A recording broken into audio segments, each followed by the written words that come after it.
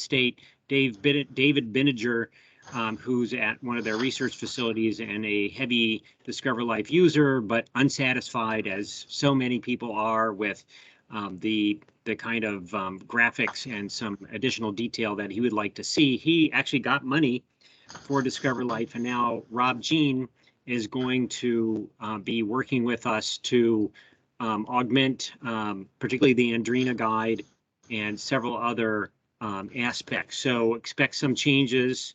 I'm working with Karen Wright on a complete redo of Melisodes females for the entire country. And then we have David Kappert. I'm hoping I pronounced your name, David, if you're on here.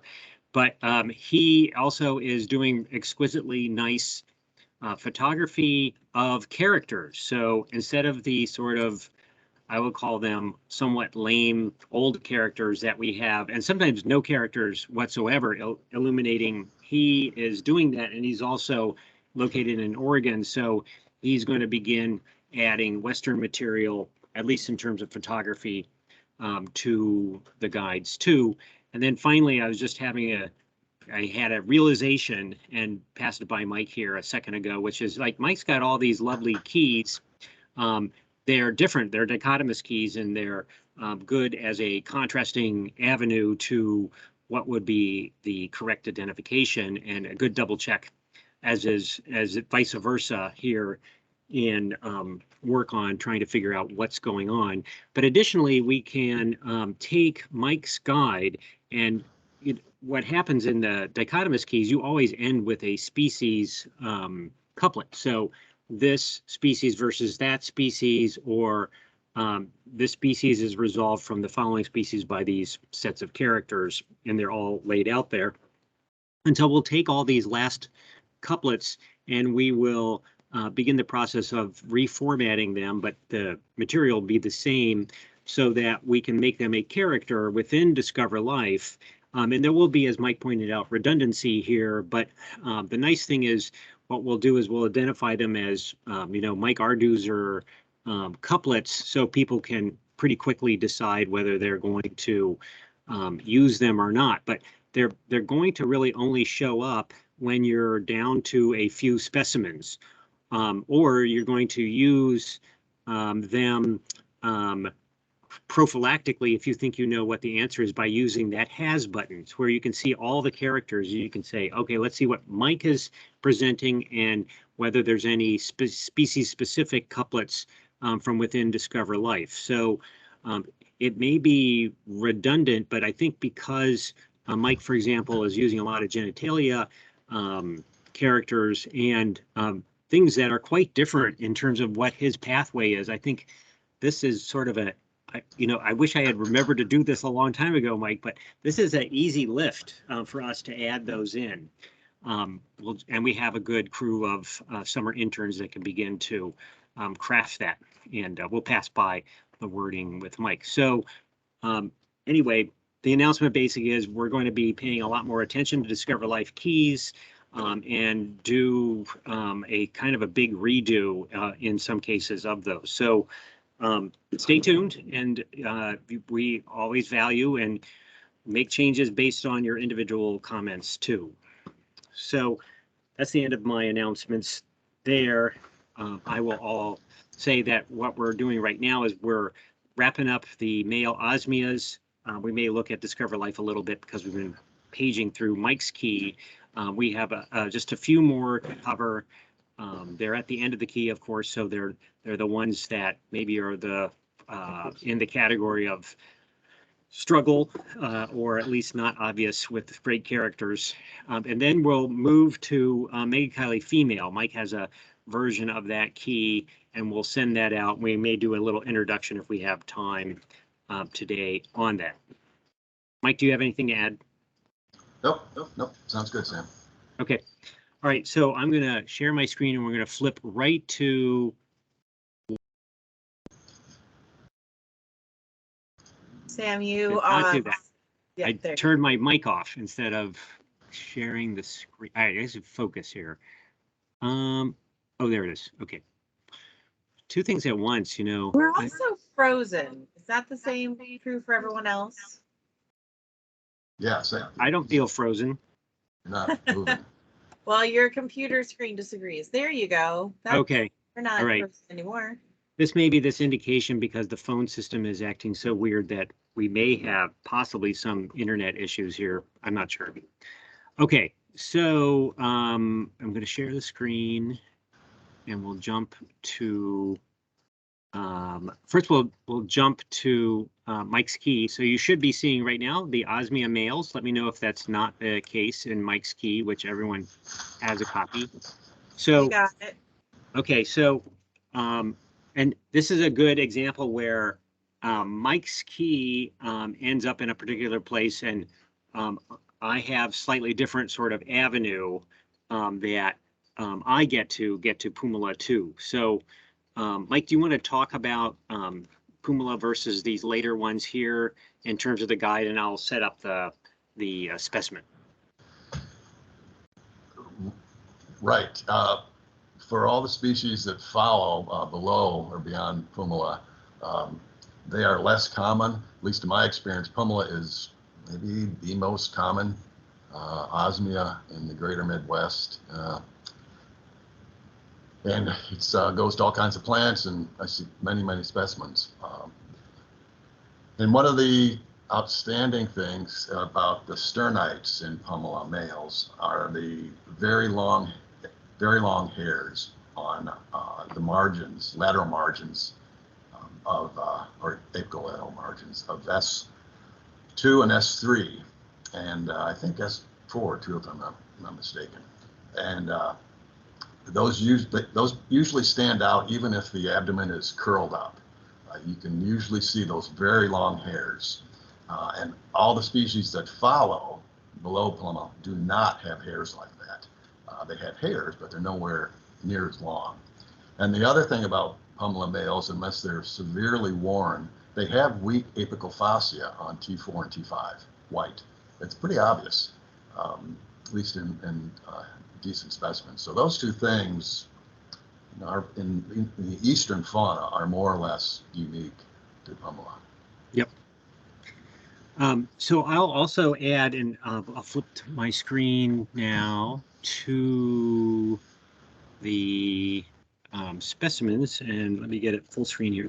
So you're looking at, this is upside down, so the head is this direction. This is the abdomen. This is the propodial pit area. And so when I'm looking at, so we also have tons of pumila, right? So these are things that come up all the time, and I need to kind of look through a small set of characters so that I can say, oh, that's a pumila. I don't have to worry about anything else. So we'll try and flip the abdomen to see the sternites in this specimen. If not, I've got plenty of other specimens. And agree with Mike that those long hairs are key, although I'll point out that Georgica has similar long hairs. They're not in that character string because it came out prior to that, but it's one that periodically I catch myself because I'm often kind of go through all the specimens relatively quickly to sort of separate out these pumila and others, and then leave behind the ones that I want to spend a little more time on.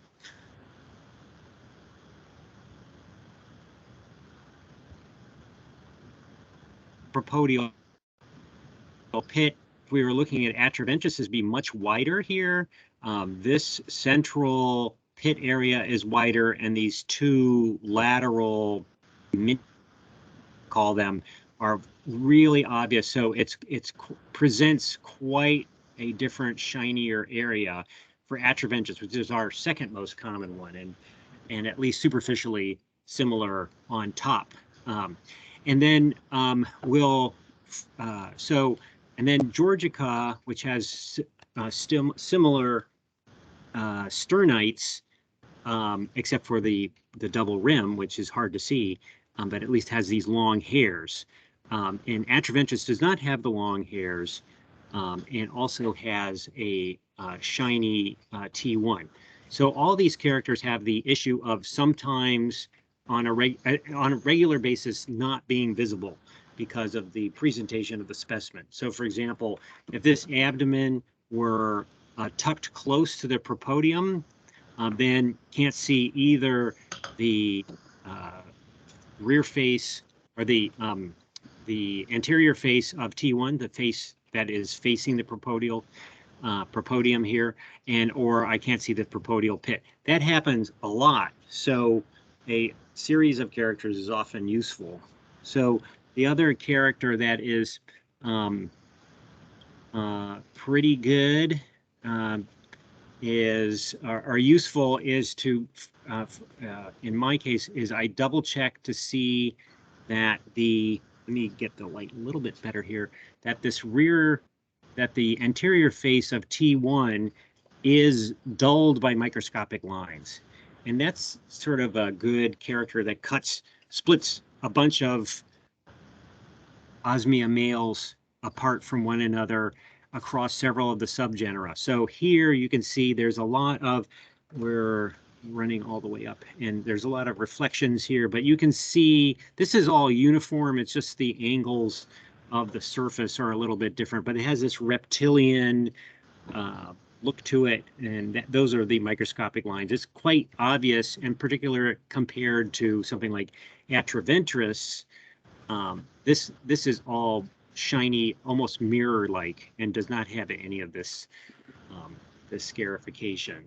So if I can see that, I'm ready to call it pumila, and those two characters, if I can see those, and then I'll turn the specimen over, which I'm going to try to do here in real time, and see if we can see. So again, this is sort of typical, right? The abdomen is curled up, and you often have to manipulate the specimen in all sorts of odd ways, which is irritating when you're beginning, because you want to see something that looks like the characters that you see in all the nice illustrations.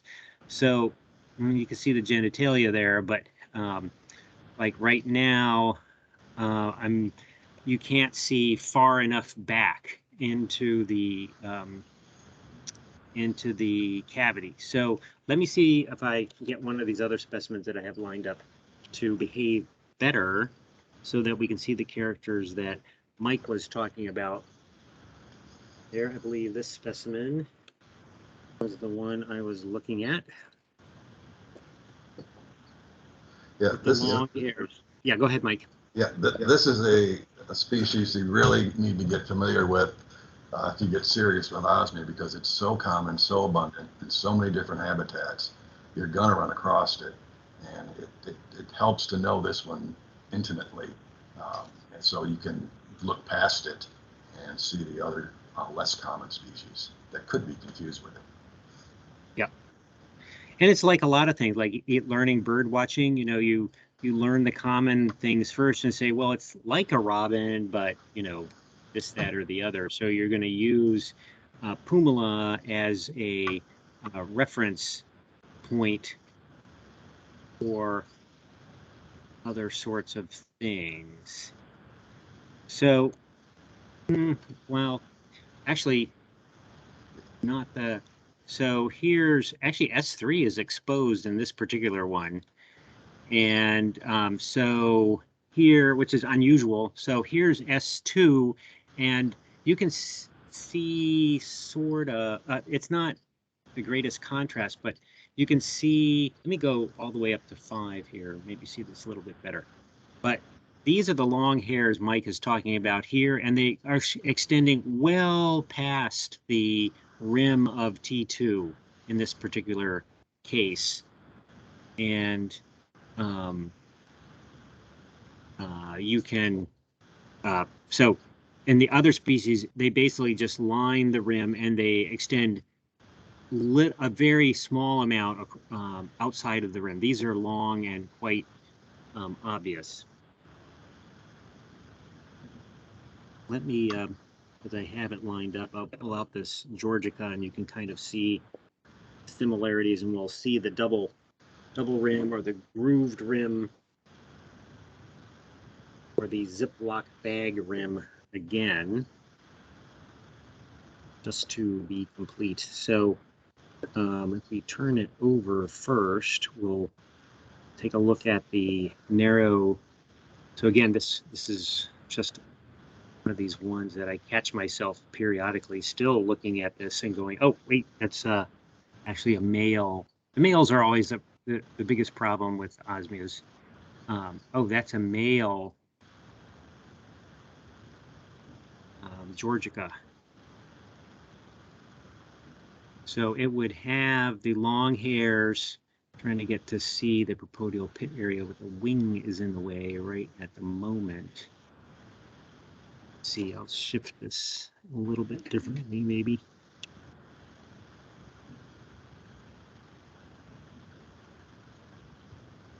You can see at this point, see the dulled area, pretty much exactly the same as pumila. It also has that greenish cast, which is similar to pumila, but when we change I'm trying to do this at the same time. We change the view here. The propodial pit area, which is right here at the junction between the abdomen and the thorax, is just a slot. So you can see the line of the slot there. I'm going to spin it a little bit more. There we go. So you can see, so it's very linear. And even at this angle, when we look in there, there's none of those little, let's call them mini pits to either side there at all. And even the interior, let's see if I can take it up to 5. Even the interior is not super shiny. So that right there is a strong indication of it. And not to spend too much time on something that we've seen a couple other times. Well, this one has a good double rim to look at.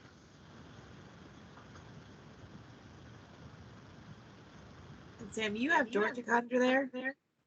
This is georgica.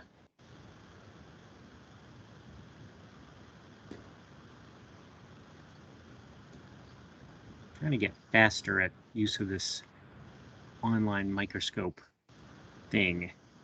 Okay, so it's relatively dark here, but here, for example, long hairs on S2 heading out over. This is S3. These are the hairs of S3, which I largely ignore because most of the time S2 is covering S3, and it's difficult to peek in there and see, advocating again for Mike's approach of manipulating the specimens a bit more as they're being pinned. But here is S4. This is the rim. This is the convex edge of the rim. And here's this double rim. Even though it's dark, you can see the reflections of the two rims, the groove. So another way to talk about it is that there's a groove in the rim and it's minute. And so it takes a little bit of inspection, but that tells you, those set of characters that we just covered tell you that that is not pumila, that is georgica. Okay. So if we go back to Mike's key here, we're confronted with a whole series of specimens I don't have and that are also, until we get a little bit further down, these are all uncommonly seen things in general. I do have a specimen that I have labeled as Clarescens or Ordata that I'm going to put up, and just to see if we can make sense of that specimen together. These are from the Badlands, where we're getting aspects of a Western fauna. So what do you want me to, so I'll put that specimen on here, Mike, but what do you want me to present that would be helpful for that group, that species? Well, Chordata is one of those species. The punctures are just on the scutum are just couldn't be any more denser.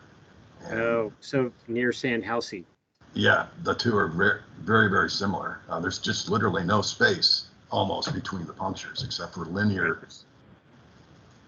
Because I don't have a Sandhousey Okay. specimen. So let's take a look here at that. And again, it may not be. Yeah, I don't think chordata is known to occur that far west. Not that it couldn't, but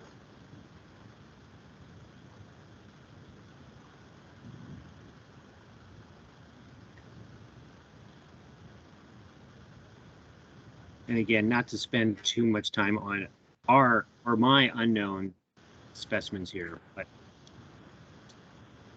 what do you think about that? yeah. So yeah, Pitting? that's a good example of contiguous punctures or contiguous pitting, in that they're the only space between the punctures or the pits are those linear lines that they border each one. So it couldn't be any closer. And so that's when, Okay. when we use the word contiguous, that's pretty much what we mean. And most of the males, even though almost all of them have close punched pits, only a couple have pits that are that close, and that is chordata and Sandhausia in the east. So, and Sandhausia is that like chordata is in my mind, a Western species that's sneaking in to the Midwest. And so in the Far East, for those of us in the Far East, it's Sandhausia. It shows up in these very, I think of it as a sand specialist, or at least something near to it. Yeah, I agree. In terms of the appearance. Do you see it outside of sandy areas? Nope. It's pretty much, I think of it as a southeastern sand bee for the most part. Yeah. Yeah, we have it climbing up into Maryland on the eastern shore, but that's about it. Here, just to note, this is where this is all that's left of the parapsidoline is these a little 2 or 3 pit long, and then there is another group where it maybe makes to 4 or 5 pits, but it's just minute and often is confusing for people when they're first starting out to try and locate that. But all the other groups of, I believe, all the other genera in North America, particularly at least within Megachilidae, would have a quite distinct, like this, parapsidoline along those lines. So that's one of the genera characteristics. I think, go ahead, Mike. Do you have those images that Joe Milam took? Oh, yeah, I do. Let me go pull them up. And I forgot about that. So we do have the ability to look at a couple of these things here, downwards. So there are a pair of species that come out at couplet 31 in the key, Interbana and Subarctica. And both, they're very, very similar. But the two of them have something, they share something that's unique to them, and that's the tips of the genitalia are not tapered or pointed, but they're reflexed upwards and knob-like. Nothing else looks like that. So, and I realize that they may not always be obvious, but if you can see genitalia and that's what you see, reflexed, if you look at that lower right, that's the male upside down, you can see, get an idea of what I'm saying. And then the one that's totally in the middle, kind of get an idea too of the knob-like tips. And that, I guess probably until you've seen genitalia of some other species, that may not be real obvious, but once you've looked at a few others, it's very obvious. And it's unique to these two species. They're both northern, Great Lakes region and north, maybe, and also in upper New England. I'm not absolutely convinced of that. I can't remember if I've seen specimens from there, but certainly in the Great Lakes region and up into Canada, you could encounter these two species. Yep. I'll also point out that a lot of times your specimens will have like I don't manipulate the genitalia at all, but fairly frequently they will be exposed. So that's a nice thing about adding some of the Mike's characters, at least at the species level, is that you do have a chance often, and often these tips are just pointing out, and that's where a lot of the action is anyway. Yeah. So that it'll be nice to add those things, and then over time we'll have all these sorts of pictures added in too. And if anyone has good pictures of any species, you can send them to me, and we will add them to the at least the species page for the guides, and we will put you as the copyright and author on each of those pictures. So thanks, Joan, for sending those if you're out there. Yeah. Okay, so we can take a look at this probable chordata away, and then look at virga, the very last couplet in Mike's key. Always a warning sound. It's it may be true. tricky. Yeah, it's true. Let me get to. There we go.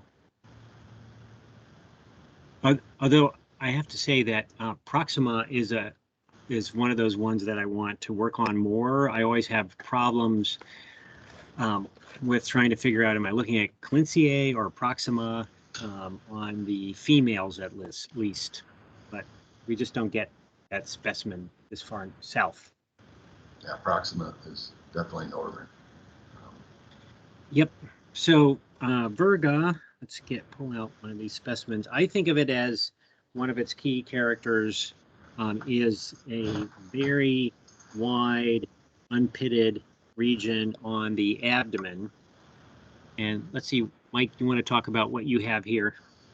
Yeah, virga has something else, the males, that's pretty unusual among eastern Osmia. S3, the margin, the apical margin, is not convex. It's not produced into a curve. It's straight across, or darn close. And that, very unusual. Sandhausia is similar, not quite as straight across, but those two together, S3 does not have a nice convex margin like we've seen in so many of the others. So that's a good tip off. And wait, are you saying convex or concave?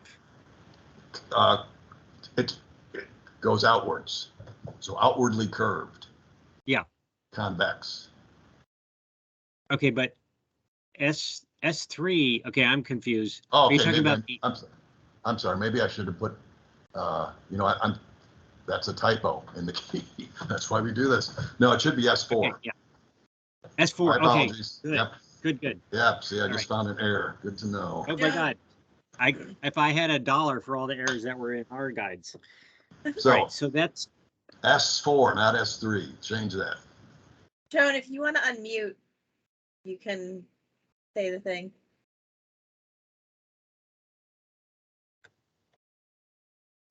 I see your hand up.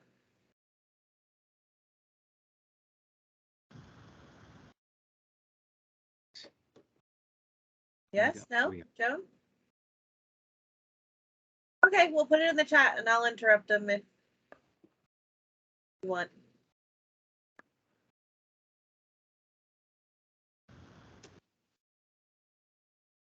Where did Joan get those in Urbana?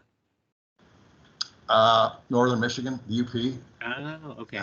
If I'm remembering correctly, I think Alger County is what you said. Probably Hiawatha National Forest or thereabouts. Oh, yeah, cool. And that was for. So, you go ahead. Nope, that's fine.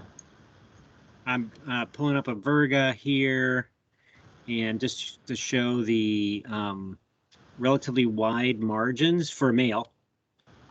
Yeah. As again, something that I usually visually key in. If I see a wide margin, I'm thinking virga, which is uncommon, but not completely uncommon. And now let's flip over and see if we can find the S4 detail that Mike was talking about.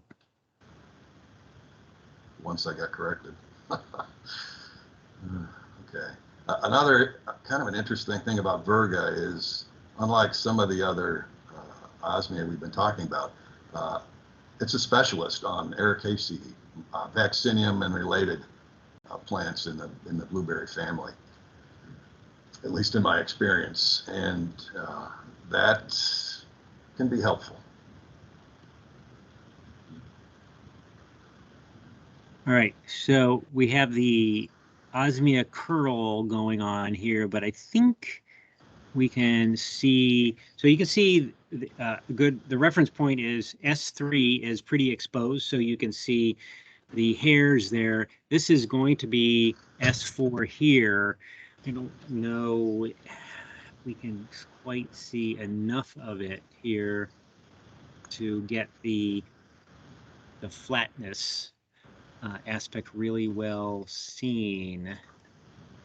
Let's see if so this would be the edge of S4. I'll see if we can get a better view and can see that it's not rounded out or indented. You can end spurgeons. Oops. How far south do you find that be, Sam?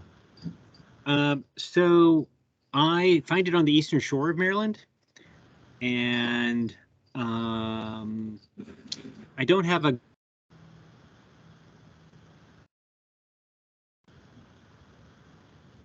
Appalachia, but I can't recall. It's just so relatively uncommon, and more often I'm seeing it up north in northern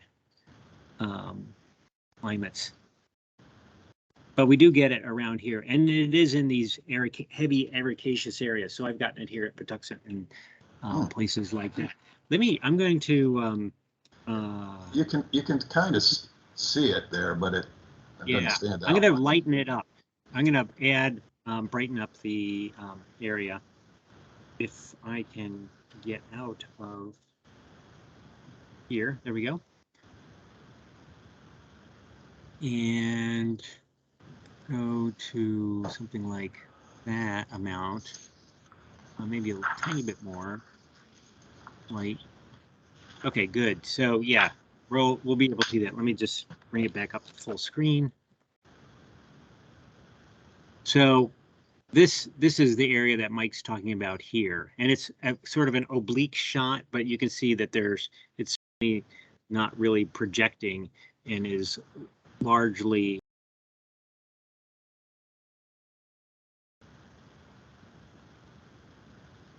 Yeah, and until maybe you've seen some of the others that do have the projection S4,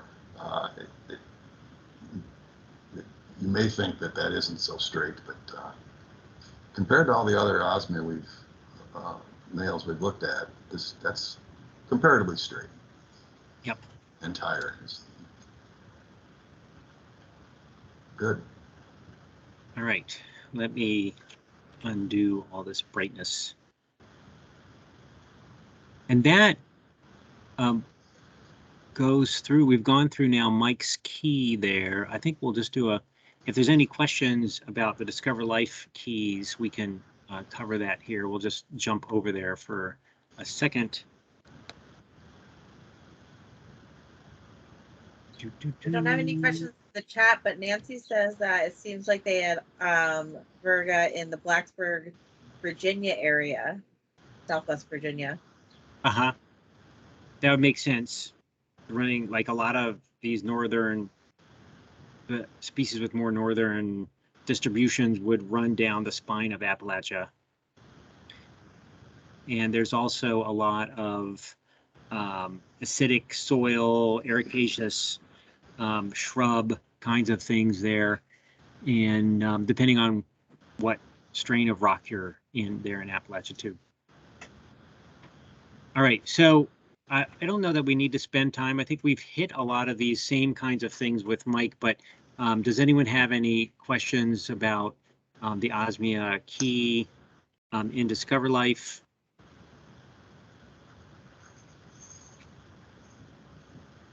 Great, we'll take that as no. Nothing And that.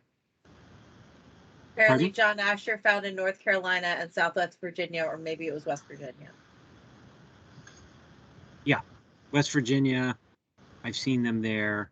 Yeah, I mean, people can't actually, we're right here, right? So let's take a quick look at the guide, and remembering when you're looking at Discover Life maps that there are state centroids there from John Asher, and you can go into Global Mapper and get rid of those if you want, as well as actual records. So you can kind of see that here, this is a lot of our work throughout that area.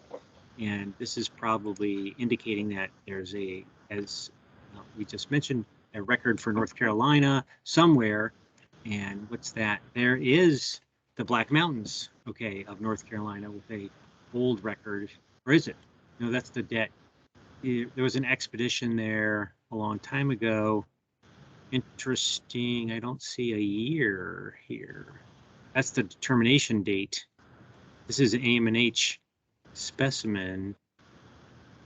Odd. Oh, collection end date doesn't seem to have a date. But my guess is that that's part because the expedition specimens for Black Mountain, which is was over 100 years ago, ended up at Mir and did not potentially have a date on that. But you can see here, there's Appalachia running down there, and for some reason it loops right through there, and then nothing after that. State records here and there, but not a common bee. And interesting, you know, there are certainly plenty of ericaceous shrubs throughout the entire east and into the west, but for whatever reason, this is the concentration is clearly Appalachian Mountains and east and north. Funny things that bees do. All right, if there's no more questions, we'll just, I think what we'll do is we'll just go, rather than start a whole nother thing for the last 20 minutes, we'll just go into and maybe have a general discussion of Mike's key for Megachile, and then also we can look at the Discover Life counterpart there and talk about identifying female Megachile. There is no, Mike doesn't have a male guide. We have both a male and female guide, and there's plenty of interesting characters to go on. So, Mike, do you have any general comments about identifying Megachile? Well, Let's just say real quick, I sent this as a reply all to the check-in email today that I sent, so you should have this file in your inboxes. Okay. You know, in the same way we talked about preparing Osmia specimens after they've been collected in order to see things better, it's also true with Megachile.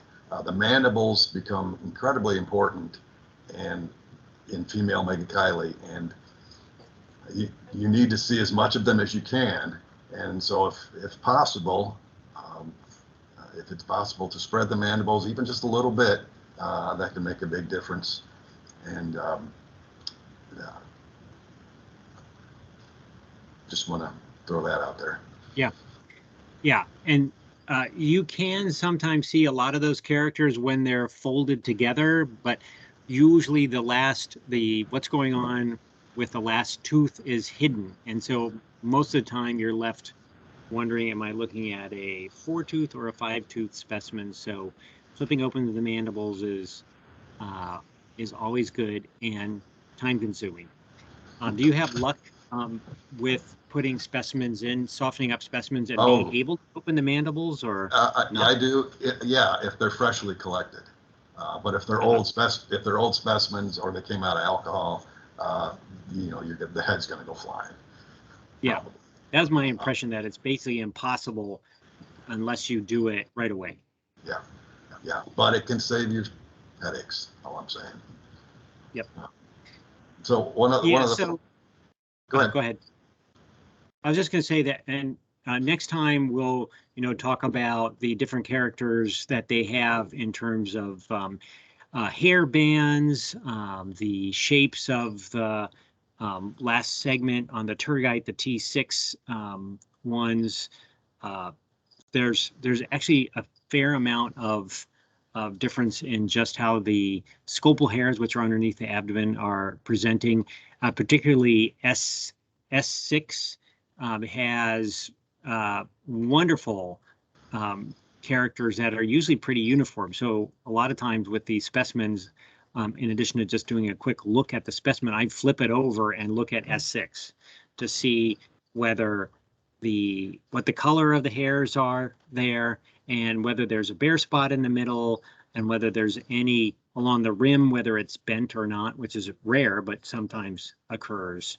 And that's invaluable. And then T6 just above it, the shape of it and whether and what the hair color patterns and the structure of the hairs, whether some are standing up or everything's prone. There's a lot can be told from just the two T6, S6 ends of megachile.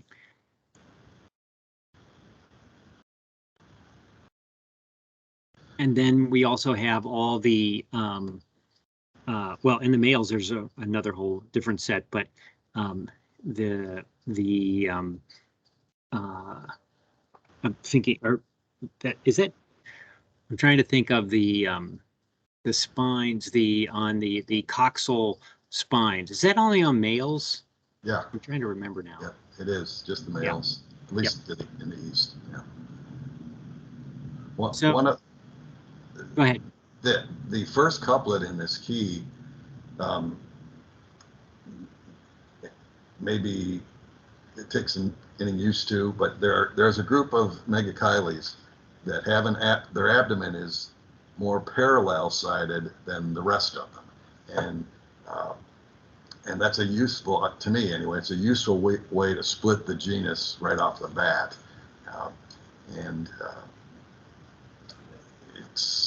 some people can see it more readily than others. It just depends on what parallel means to you, I guess.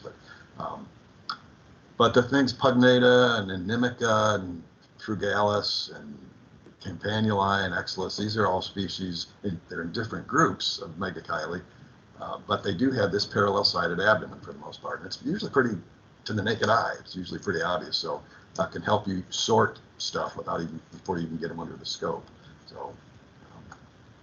And then we'll contrast it with something like Mendica. Yeah, that's good.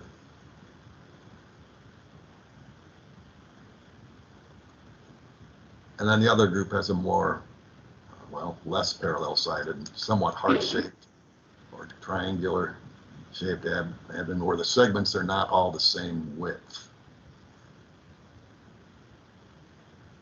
Sam, do you see that? Is that helpful to you? Yes, but mostly in a Gestalt sort of way. I usually don't use that, and I don't even think we have that in Discover Life as a couplet, just because it just seems like there's some interpretation issues there as to what is parallel-sided and what's not. But the vibe, I get the vibe on it. It's just trying to kind of quantify it is a little tricky. So here's pugnata. We'll do it this direction. That's a classic parallel-sided abdomen. Yeah. Yep. Not exactly, but yeah. See, that's the problem. Is it's one that I'm going to drop. Yeah, if you measured T2, T3, and T4, their widths pretty much identical. Yeah.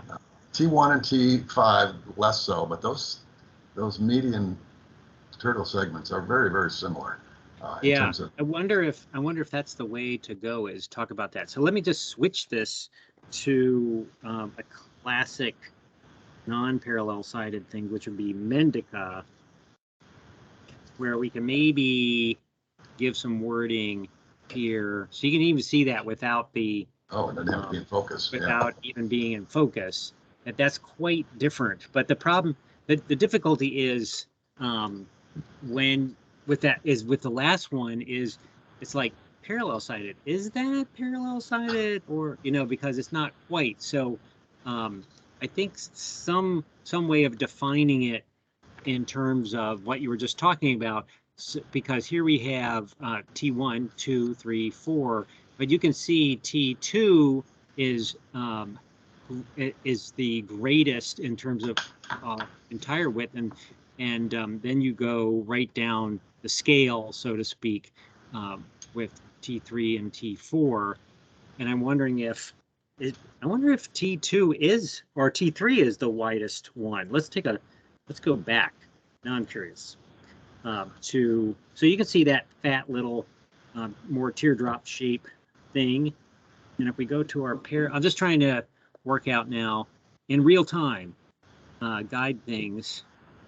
So if we look here, T1, 2, and 3, and actually like 3 could be the widest, or at least T2 and T3. So T4 is pretty much the same, but you know, some way of describing this parallel-sidedness, the feel is along those lines. But if we were able to give people something more quantifiable, yeah, where you have T2 and T3. So from this view, it looks like T2 is actually shorter than T3, whereas in Mendica, T2 had the greatest width, and certainly T4 was proportionally quite a bit smaller than the others. Sam, what do you have under? Is that Pugnata? This is Pugnata again, and you know I have a good collection of Megachile because I have given them away, but so we can get into this later. But you know, this is the kind of thing that people who work on guides just love to argue about and get into the minutia, and just the trickiness of descriptions and describing things in words. So I think somewhere in there is some kind of presentation about the so like being roughly equal versus T2 and T4 being the T4 being clearly a lot less in the Mendica ones. I don't know if this holds up though, that pattern with all the other sort of parallel-sided ones. But you know it's certainly a you know it when you see it sort of thing. Yeah. But my view is like, okay, I have a new person. I'm just beginning to ID my bees. I have one specimen. I've figured out it's a Megachile, but I have nothing else in my collection, and I have no, you know, understanding of other things. But yeah, so T2, and it's not a whole lot more than T3. So T2 and T3 are quite a bit different. Maybe even a T2 versus T5. I don't know, but then you start getting into proportions. Yeah, I mean, teardrop shaped, tapering posteriorly. I mean, you know, it's. Right. I think everybody can see the difference between Pugnata and Mendica. Yeah, it's and we certainly can add in. So we don't have that actually in the guide. That's why I'm more puzzling about it. Well, yeah, and you know, Mitchell in his original revision of Megachile back in the Dark Ages, back in the 30s, he that's one of his original ways of splitting up the genus. He used that character, so it's not original, not original to me. He used it. Made sense to him and makes sense to me. So. Right. Yeah. Something. I mean, this is a quite a regular curve. Okay. All right. So maybe we'll stop there today, unless there's other things that people want to talk about Megachile, because we want to get into the details, but we really have, you know, it deserves a fresh start on a full day. We'll just go right through these guides rather than mixing Osmia and Megachile together, in my opinion. Any other questions from people? Or thoughts? You don't have anything in the chat. What do you say, folks? They're stunned after all that Osmia male stuff. All right, friends. Well, we'll see you next week. I'll send out the Megachile key again, and the Megachile key will also be updated in the files on the team. So great. Thanks, Mike. Thanks, Okay. Claire. All right, Thank thanks you. both of you. See ya. Okay. Bye now.